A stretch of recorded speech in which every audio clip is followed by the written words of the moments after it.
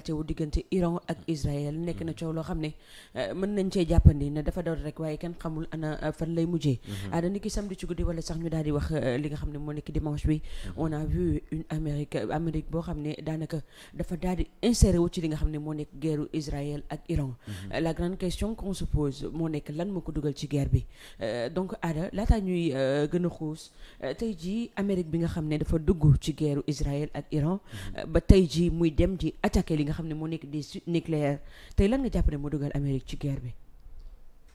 soxna Oumou Khayri Amérique mi ngi ci guerre bi depuis le début.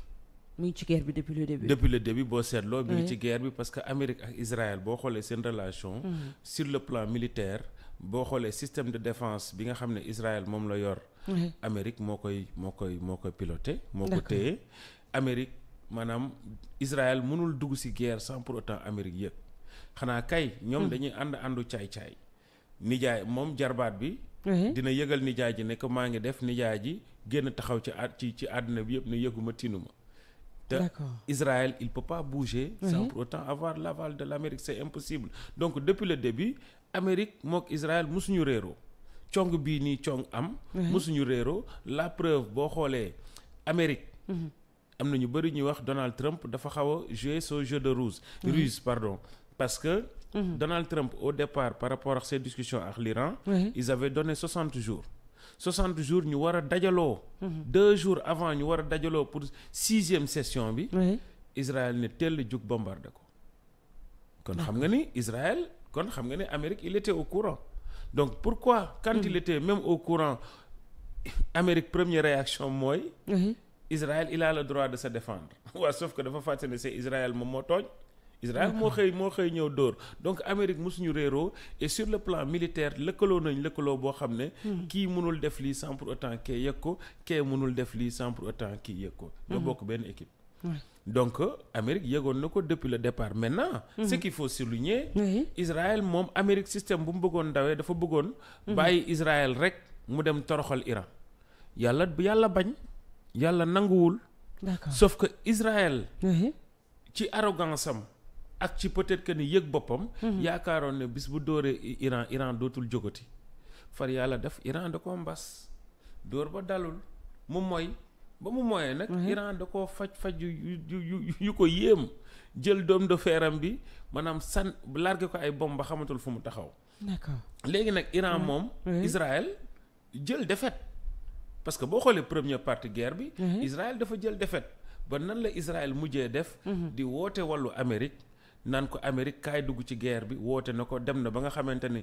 wax nañ fii suñu dernière émission ñu ne ma ne ko man ni may interpréter Israël Benjamin Netanyahu day woote wàllu day sax yërëmtalu parce que mi ngi naan Amérique bul fàtte ne yaay suñu meilleur gain yaay suñu meilleur allié boo ñu seetaanee du baax de à la surprise de beaucoup de personnes Amérique xëy suba moom it wàllu si jarbaatam xëy rek bombardé Iran. Mais est-ce qu'il y avait pas d'autres moyens yoo xam ne tey jii Amérique mënoon na ko dimbalee noonu Israël mais tey jii il a ciblé li nga xam ne moo nekk des sites nucléaires kon donc comme ni ñu ko notifié donc lu ci mel ni Fordo également li nga xam ne moo nekk Natanz ak bi nga xam ne moo nekk Espagne lan moo tax ils ont ciblé li nga xam ne moo nekk les sites nucléaires Amérique dans la danse mais le pourquoi. loolu moo lay wan ne rek ne Amérique ak Israël réerewuñ benn lañ parce que da nga ne est-ce que Amérique mënu woon dimbale Israël Amérique bu bëggoon dimbale Israël dëggantaan dëgg rek taxoon ko jóg xam nga nan la doon def day wax Israël toogal yaa tooñ bàyyil coow li tu vois ce que je veux dire mais Amérique waxul loolu Amérique dafa fekk si Israël si li Israël bëgg mooy dimbale ma nga bombardeel ma dëkk bi nga bombardeel ma site yi parce que Israël dafa échoué ci li nga xam ne loolu la bëggoon def mooy il voulait arrêter le programme nucléaire iranien Iran ñoom ci seen xereñ depuis le début parce que cette guerre là ça a duré plus de 45 ans mu nekk guerre suuf xam nga ñuy laalante ci suuf mais Iran il était tellement informé que un jour ils vont l'attaquer qu'est-ce qu'il a fait il a enterré son programme nucléaire ci suuf dafa créer beneen dëkk ci suufu Iran boo xamante ni ay souterrain la nekk ak ay galeries affaire bi kenn xamul lu ne ca biir kenn xamul ba fan la yem. kenn xamul ñaata sortie la am kenn xamul aussi ñaata site lañ ci am. d'accord ñoom liñ ci informé. ils avaient dit que ne site bu gën a mag Fordo la. xam nga. américains yi yaakaar ne peut-être que ni y aura Isbahn xamali ma la. mais sauf que le problème bi si am. Amérique moom it dugg na ci guerre bi pour wallu si Israël. mais pour man moom it dafa jël défaite. lan moo tax nga ne daa jël défaite. malgré toute sa préparation. malgré tous les efforts qu'il a fait. nan ngay mun a comprendre yow. ñu ne ñoom Donald Trump xam nga moom dafa rëy làmmiñ dafa bombardé rek génn tuuti daan ne c'est bon programme nucléaire Iran jeex na. xam nga bombardé nañ Natanz, Isbahn ak Fordo. fi site yooyu noonu c'est terminé. xam nga. match bi tas na léegi jàmm ci des. waaw sauf que. bu dee da nga bombardé. voilà comme ni nga ko gisee. exactement c'est les 3 sites est-ce que comprendre nga. waa léegi. xam nga bombardé na les 3 sites. waaw mais sites yi nii mu bombardé. 0 mort 0. bilan 0 mort. deuxièmement mooy amul benn radioactivité maanaam 0 radioactivité détectée. maanaam amul benn matériel buñ ci yàq. bu ñu nee 0 xam nga yow bu nekkente ni da nga ne c'est une site nucléaire. kon am na war na am radioactivité. war na am ay uranium war na am ay produits yoo xamante ni. produits chimiques yoo xamante ni boo ci laalee bombe bu ca bombe demee mu génn. mi ngi mel ne tey sa butéelu gaz. boo ci dooree balu pistolet. gaz du xeeñ du exploser. waaw léegi kenn du ko gisul. sauf que iraniens yi eux-mêmes. là quand tu vois ce que boo xoolee tableau bi. Iran pour wane ne moom Amérique. doon na préparer xeeram. quand tu vois ça c'est les bases yi nga xamante ne mooy bases yi nekk Arabie Saoudite. ak ay Koweït ay dëkk yi nga xam ne ñoo tourner autour. xoolal Amérique xoolal bases yi. avion yi fa nekkoon yëpp dañ koo dindi. xoolal gis nga quand tu regardes sur la photo. tu vois que c'est vide. y a plus rien. kon Amérique moom. xam na moom li mu def Iran nii da ko doon préparer mais Iran amoon nañ information parce que ces photos satellites là c'est des photos satellites iraniens yi ñoo ko dévoilé ñoom ñoo xamal ne Amérique moom jël na xam nga Amérique Iran dafa ne bu ma Amérique songee dinaa leen attaquer seen base yi nekk fii au Moyen-Orient mais bi Amérique déplacé vider seen base seen matériel yi. seen avion de chasse yeeg yooyu mais si les Iran comprendre ne dañ koy attaquer lui aussi qu'est-ce qu'il a fait. matériel am ya newoon ca Fordo. ak Isbahn ak Natanz. moom da ko récupérer dem déplacer ko ailleurs kenn xamul fu mu ko dugal. donc kon pour dire que ni. la daloon Israël moo dal Amérique même chose parce que Amérique bombardé na. ba pare mais il a bombardé pour rien sauf que y a pas de dégâts. D'accord. Donald Trump il a dit que ni. c'est terminé. sauf que ñoom iraniens yi nee nañ ok. les dégâts yu am bu bëree ba bëri mooy ils ont peut-être que ni bouché 2 tunnels. ça veut dire que ni de laalu leen ñu dañ leen tëgg wondeel. d'accord te loolu mooy dëgg. donc Amérique tey défaite bi Israël am. ba tax na mu woote wàllu. moom la am parce que boo dégloo xam nga Donald Trump premier waxam dafa ne. le programme nucléaire iranien c'est terminé. maintenant c'est la paix. xam nga jàmm ñëw na. d'accord boo dégluwaatee tey démb lu mu waxaat changé na avis. nee na mën naa leen a frappé waat. d'accord kon moom si boppam waxam taxawul comme moom mi yaakaaroon laal na Iran. mais laalul iraniens yi ñoo leen ëpp bëreet 3 junni yoon parce que iraniens yi ñoom ils ont pris le soin. de déplacer parce que Iran xamoon na ni. dañ koy laal dañ koy song xamoon na ni lii la Amérique préparé depuis le début parce que Iran lui-même il sait que il peut plus faire confiance aux Américains. Iraniens yi wax nañ ko boo dégloo le guide suprême Ali Khamenei. bi mu defee sa déclaration qu'est-ce qu'il a dit. te boobu Donald Trump comme maninam da lay menacer. xam nga pour nga ñëw toog ci taabal ji. c'est ce qu'il a dit kaay leen ñu négocier. boole ci menace ne leen bu ngeen négocier wul dinaa leen def lii dinaa leen def nii. Ali Khamenei génn tontu ko xam na ni Donald Trump di fonctionner il va te menacer dóor le coup de poing boo xam ne doo am choix nga ñëw toog ci table ji pour négocier. Ali Khamenei da koo tontu ne ko ku muus ku am xel tuuti. xam nga loolu sax dafa xas Donald Trump ne ko yow amoo xel. d'accord parce que boo amoon xel. di nga xam ne ñun iraniens yi kenn du ñu menacer pour ñu ñëw toog ci table négociation.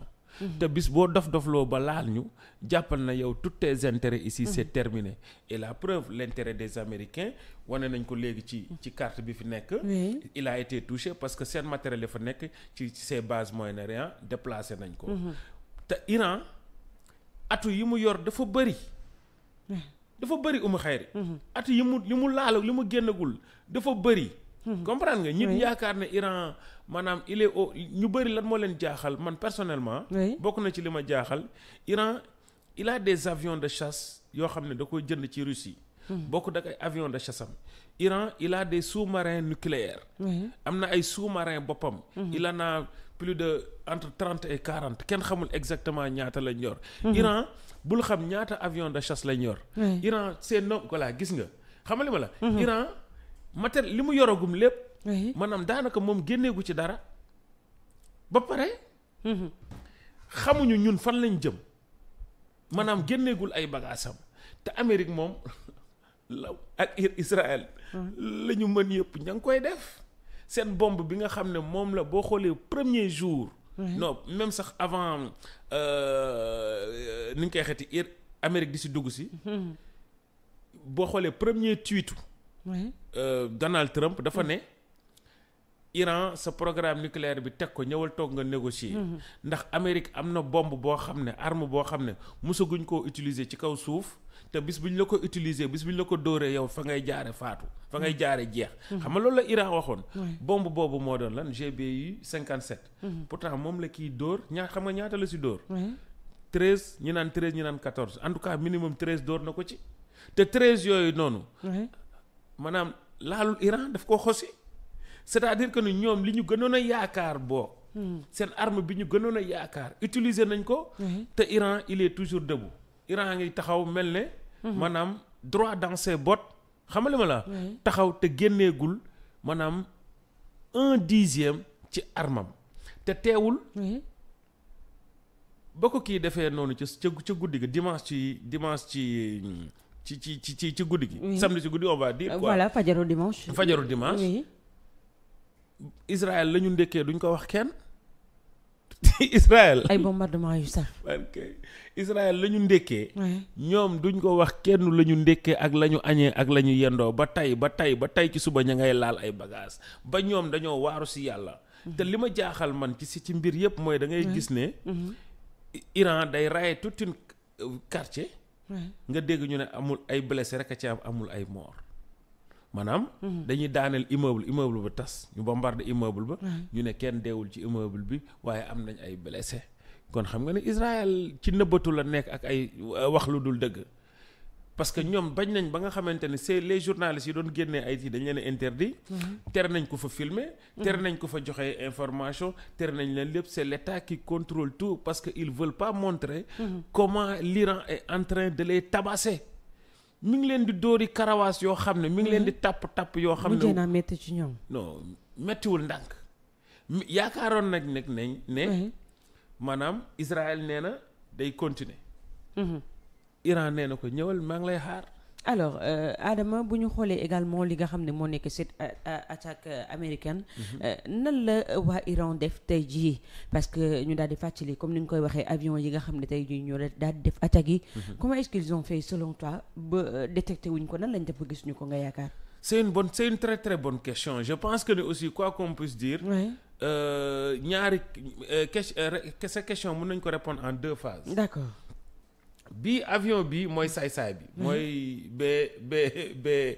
B2 d'accord le B2 sauf que il est furtif le B2 il est furtif avion bi furtif la sauf que ce qui s'est passé mooy iraniens yi xamoon nañ ni B2 bi moo leen di attaqué d'accord mais ñoom iraniens yi vérifié nañ B2 di suivre B2 pour heure bu B2 jógee rek ñu xam ne maanaam ci ñoom la ñuy jël si sauf que Iran américains yi quand même faut l'avouer ils ont fait un tour de passe-passe dañoo saay-saay qu'est-ce qu'ils ont fait B2 yi ñu ngi ne ci base yi ñu newoon aux États-Unis dañoo déplacé wu dem vers l'est d'accord mais bi ñu déplacé wu dem vers l'est ñoom dañoo verrouiller seen système de communication lépp dañ ko tëj d'accord xam nga verrouiller seen transpondeurs yi verrouiller lépp tëj lépp bi ñu ko tëjee qu'est-ce qu'ils ont fait comment ils ont réussi quand même dañ leen a escorter ak ay avions de chasse boo xoolee B2 bu nekk lu mat 7 wala 6 voilà gis nga dañ leen escorté ak ay avion de chasse léegi suñu leen escorté ak avion de chasse yi maanaam ñoom dañuy fay seen système de communication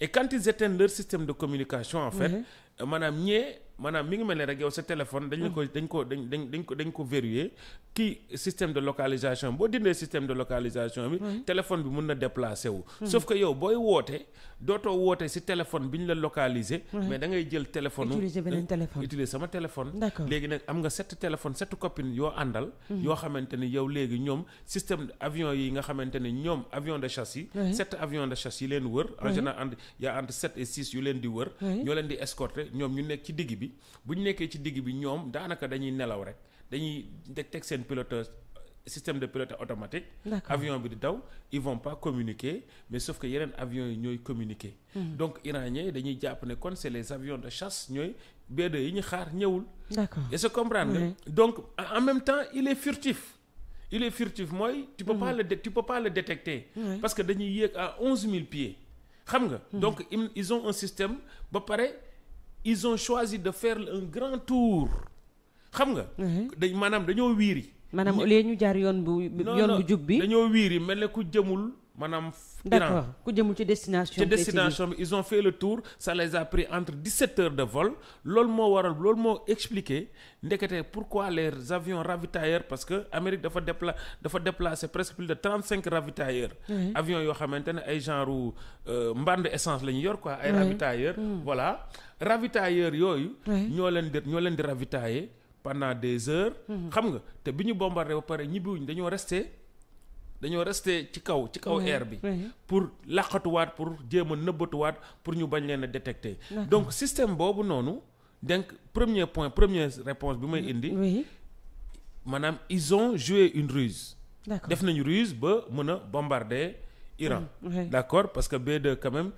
c'est l'un des plus grands avions furtifs bu àdduna bi am américains yi ñoom ñoo ko yor donc ils ont réussi cette ruse là sauf que Iran je pense que Iran aussi il a joué sa carte il s'est tellement bien préparé qu'est-ce qu'il a fait moom xam na ñetti site parce que américains yi site yi ñu xamale ma la te site bi ñu gën a ragal Fordo lañ gën a ragal d'accord mais site yooyu ñoom iraniens yi retiré nañ matériel yi ba yóbbu fa donc ils peuvent se dire même su nekkente ne ils vont nous bombarder ils vont faire des dégâts mais ils vont pas nous arrêter et donc su dee américains yi teg nañ xam-xam ba ñëw bombarder leen iraniens yi ñoom it teg nañ xam-xam ba défendre ba protéger seeni mbir yoo xam ne bëgguñu ku leen laal d'accord donc voilà voilà mu ngi noonu et la dernière question sur ce point Adama moo nekk tey jii ndax xeebeel bi nga xam ne moom la ñu amoon ci Iran par rapport li nga xam ne moo nekk armes yi nga xam ne tey jii jàpp nañ ni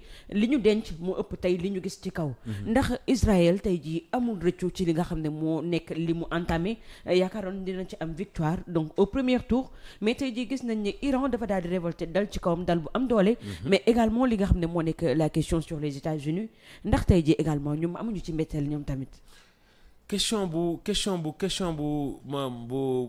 pour tontu ndax Israël est-ce que rëccu na wala rëccuwul à mon sens je pense que ni peut-être rëccu nañ parce que je suis pas voilà dans leur tête je sais pas comment ils réfléchissent en général parce que ñoom yaakaaroon ne ñoo ëpp doole mais ce plan là aussi jàppal ne Amérique bokk na ci ñi ko concevoir parce que wax naa ne Israël du def dara lu mu yëgalul Amérique d'accord Amérique moom it boobu gisoon na ci boppam mi ngi naan non bu Israël réussir ñun ça nous permettra de nous débarrasser de l'Amérique est-ce que tey regret am na su regret amee dëggantaan pour man biir Amérique la parce que les Israéliens eux ils sont contents parce que même quand tu vois le peuple israélien en général dañoo tàccu Amérique bi Amérique duggee ci guerre bi tey boo xoolee une bonne partie aussi des Israéliens d'accorduñ ci attaque bi mu attaqué parce que Benjamin Netanyahu ñu fàttali leen ne c'est une persona non grata fële ca Israël ñu bëri sax dañu jàpp ne Benjamin Netanyahu guerre yi muy taal yépp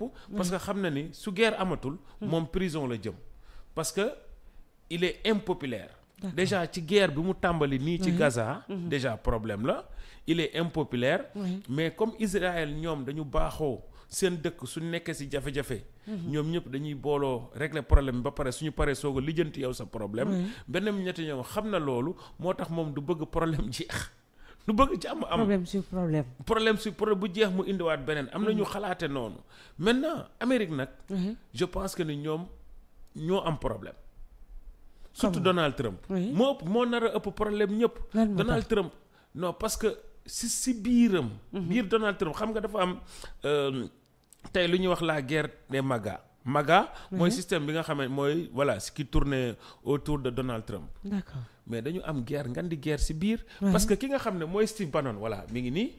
nga xamante ni kii Steve Bannon dama bëgg ñu arrêté wu ci moom. parce que Steve Bannon. boo xoolee veillu guerre bi samedi si guddi dafa dem seeti Donald Trump. bi mu jógee ci Donald Trump ci la posté kii bii nii image bii. di wax ne. Trump di wax ne. Fête bi la fête continue. D'accord. loolu mi ngi bëgg a wax ne. guerre bi day continuer. est-ce que comprendre nga. mais moom àndu ci depuis le début te moom. Steve Bannon moo fabriqué Donald Trump cat ba cat. lui lépp li nga xamante ne wàllu Hollywood moo ci teg loxo. xam nga. c'est un très grand idéologue c'est un raciste lui xam nga moom. idéologie mooy idéologie bi Donald Trump fi Donald Trump nekk nii moo ko fa indi loolu mooy défendre te dafa am doole Amérique dafa am doole ci camp wu Amérique d'accord moom Steve Bannon d'accord ci du moom kese même Tulsi Gabbard bi nga xamante ne tey moom moo yor wàllum renseignement boo xoolee réunion samedi bi dégg naa Tulsi Gabbard yegsiwul xam nga wala il est venu en retard am na ñu wax ne il est venu en retard donc Steve Bannon moom si boppam d'accord ci te imaginez tey les figures emblématiques de Donald Trump d'accorduñ ci 80% de la population américaine boo xoolee les derniers sondages y a que 16% ñoo d'accord ci guerre bi kon ñi des plus de 80% d'accorduñ ci guerre bi parce que les 20% yi dañ ne ñoom xamuñu quoi ñoom amuñu choix mais ñi ci des 60% ils ont dit non bëgguñu loolu ba pare loolu ci je parle de l'Amérique en général parce que Amérique dañu am traumatisme ci les guerres te Amérique musul gagner guerre toutes les guerres ban guerre la Amérique mës a gagner il va faire des dégâts remuer mais victoire Amérique musul am donc mais eux ñoom ils sont capables de créer des guerres de faire des guerres de commencer des guerres et yàqate dëkk ya ba ñu yàq mais duñ ci am mukk maanaam ñëw indaale victoire ñu ne bu dee démocratie lañ bëggoon implanter ok léegi dëkk ba implanter nañ fa démocratie xoolal fi mujj fi mooy lan ay Irak pardon xam nga xoolal ay Afghanistan dañoo mujj a daw wàqet daw génn yéen a ngi koy fàttaliku xam nga li ma la c'est tout récent donc Amérique ils ont jamais population bi américain yi ñoom bëggatuñ loolu Donald Trump pourquoi il a gagné ces élections bokk na ci loo xam ne dafa leen wax ne man su ma toogee guerre day jeex loolu la doon xase Joe Biden loolu la doon xase Obama. D'accord. waaye moom pourquoi moom mu ñëw toog bëgg a def guerre c'est une question c'est une question qui mérite une grande réflexion et un grand débat. D'accord. Pourquoi et loolu day indi man début de réponse bi ma siy am mooy li ma yàgg a wax rek ne Amérique c'est le lobby sioniste ñoo ko téye gis nga le lobby sioniste bi téye Europe même lobby sioniste boobu ñoo téye Amérique parce que c'est bañ na ko ba début guerre bi même su nekkente ni certaines officines américaines d'accord nañ ci ànd nañ ci Donald Trump lui-même d'accord ci woon ñu ko wër d'accorduñ ci dañ ko pousser mu ñëw parce que bañ na ko ba Benjamin Netanyahu il a dit Donald Trump man tàggooma la dama lay yëgal donc ñan ñoo pousse Donald Trump pour mu ñëw dugg si. est-ce que mu dugg ci guerre bi. na nit ñi gëstu la famille Johnson.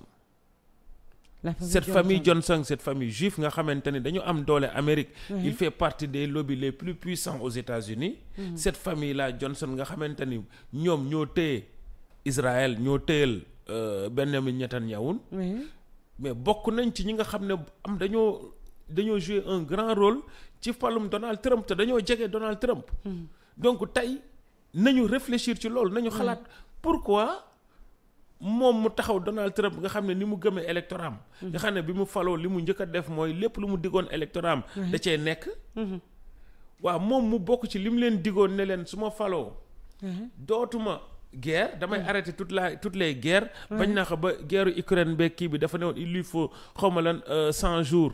pour mu jeex. bu faloo maximum 100 jours guerre ba terminé. guerre boobu ma ngay wéy di dem. ba moom mu duggaat ci beneen guerre ba moom mu xëy suba bombarder Iran. léegi nag dama bëgg ñu dem ci réfléchir ensemble avec les internautes ci beneen idée. parce que y en a qui pensent que ni. Donald Trump dafa bombarder Iran.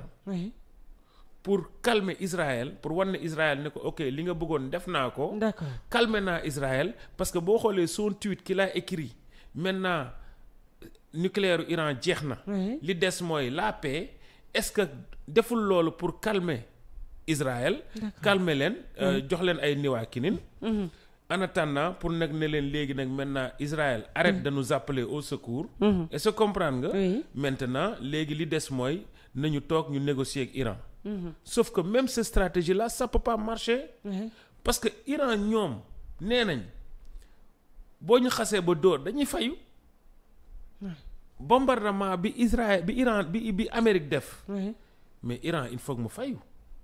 ci fan lay fayoo ak naka lay fayoo. est-ce que fayu bi c'est ça la question. c'est ça la question. est-ce que fayu bi day continuer di laal Israël. est-ce que day toucher intérêt yi Amérique am à côté. est-ce que day bloquer le détroit d'Ormuz pour créer un chaos mondial. pour que defee adduna bi voilà mu ngi intérêt kii base iranien yaa ngi nii. américains yi pardon yii mooy base Amérique yi Amérique am dans la région te yépp Iran mën na koo laal parce que gis nga dafa jàkkaarloo Iran mooy bande bu verte bi. ci suuf fi Arabie Saoudite la. ci suuf gisu leen ko mooy kii la Qatar la. donc foofu yëpp Iran c'est à portée de main Iran mën na leen a laal. mais ba léegi Iran bougeegul laalagu leen. Iran kenn rek lay laal. bul fay Iran kenn rek lay laal. muy comment ça s'appelle. muy Israël. ma nga leen di bombarder. xëy na leen. dimanche Israël xamul nu mu yendoo. dimanche Israël def nañ ko dóom. dimanche Israël sonn nañ. dimanche Israël boobu moom dootuñu ko fàtte. donc léegi nag mooy pour terminer ci sa question boobu noonu. la est-ce que lan moo dugal Amérique ci biir guerre bi. maanaam énigme la. parce que Amérique tey maanaam lan la siy gagner. au final en particulier Donald Trump il va gagner quoi là-dedans parce que lui-même il sait que il peut pas le gagner. parce que le renseignement américain. xamal nañ leen carrément ne leen. doole ji nga xam ne Iran am na ko. du doole ndànk na ñoom xam nañ li Iran am. est-ce que comprendre nga. bien sûr aujourd'hui il se doutait parce que dañu yaakaaroon ne xam nga dafa am benn infiltration bu ñu defoon Iran. d'accord. benn agent secret néerlandais. moo ko defoon dugg biir Iran. xamali ma parce que Iran il recrutait beaucoup d'ingénieurs dans son programme nucléaire. d'accord. le néerlandais dañ ko nax dañ ko dugalal benn programme boo xam ne. programme bu ñu ko dugalal c'est un programme benn genre virus la. virus bi dafa entamé. li nga xam ne virus bi dafa entamé. li nga xam ne. mooy. système informatique iranien bi. d'accord.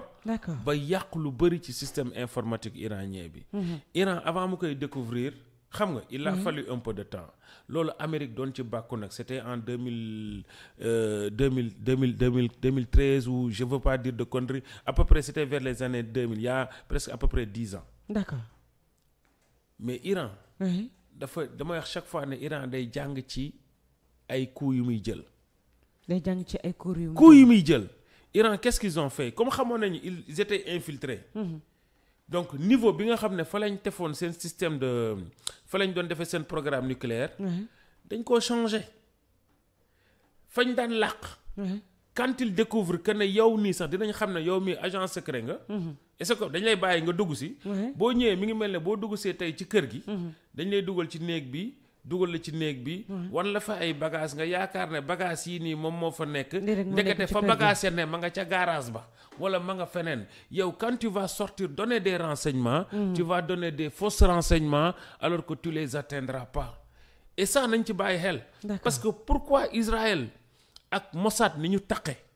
ak renseignement Mossad ni mu aaye yëpp ak ni ñu foore ils arrivent toujours pas à paralyser le système iranien parce que ñoom dañoo fort ci wàllu informatique ils ont réussi à paralyser télévision bi ba dugal fa ay comment ça s'appelle ba dugal fa ay ba pirater dugal fa ay images yuy pousser kii ñu révolté wu d'accord comprendre nga mais ils arrivent pas pirater nañ quelques banques tu vois système de banque yoo xamante ne pour empêcher le retrait des guichets automatiques mais Iran il arrive pas à paraître Israël dañoo aay ci hacking mais ils arrivent pas donc loolu moo lay won ne Iran dañoo préparé dañoo làq seeni mbir foo xam ne ñoom rek ñoo ko xam pourquoi Iran def choix à chaque fois maanaam lépp lu muy créer moom moo koy créer boppam lépp lu muy def ay doomi réewam ñoo ciy jiitu ñoo koy organiser pourquoi Iran def choix boobu c'est parce que c'est pour éviter xam na ne Iran à chaque fois bu ñu koy daan wax naa ko fi keroog dañuy jël ñi nga xam ne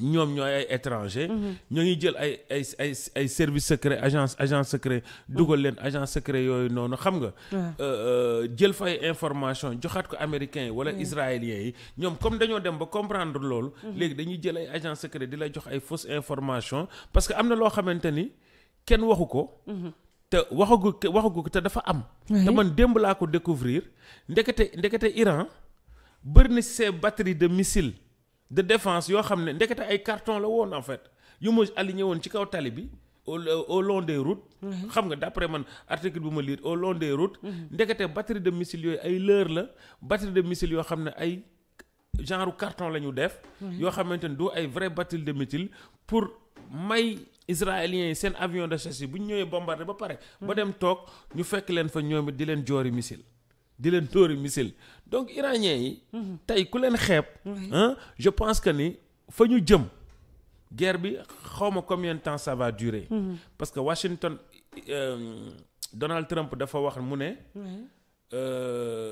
dafa expliquer mu ne ça va être la fin maintenant voilà jàmm moo ci topp waaw sauf que Washington Post dafa publier ne la guerre vient de démarrer guerre bi ngi soog a tàmbali Téhéran ñoom it ne comme Amérique dugg nga ci